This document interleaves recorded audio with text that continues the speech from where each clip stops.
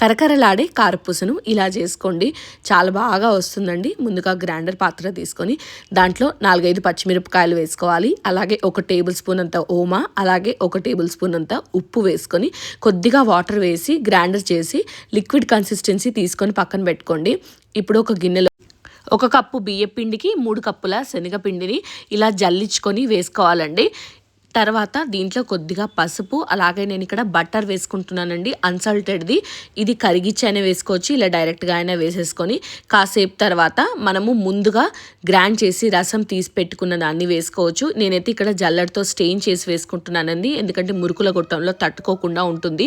అలాగే కొద్దిగా కారం వేసుకోండి, రంగు రుచి 2 బాగుంటాయి అన్నమాట. ఇప్పుడు కొద్దిగా నీటిని కలుపుకుంటూ పిండిని ఇలా కలుపుకొని పక్కన పెట్టేసుకోండి 10 నిమిషాల పాటు. తర్వాత మురుకుల గొట్టానికి మొత్తం ఇలా వాటర్ అప్లై చేసుకొని పిండిని ఇంకాస్త ఇలా మెత్తగా చేసుకోవాలండి. ఎప్పటికప్పుడు కలుపుకుంటే మనకు సాఫ్ట్గా వస్తుందండి. ఎక్కువసేపు కలిపి పక్కన పెట్టే కంటే ఇలా కలిపి మంచిగా కాగిన ఆయిల్లో మనము సన్న కారపూసను వేసేసుకోవాలండి. నురుగు మొత్తం తగ్గిన తర్వాత ఇంకో సైడ్ కూడా బాగా కాల్చి తీసేసి తినేయొచ్చండి, బాగుంటుంది.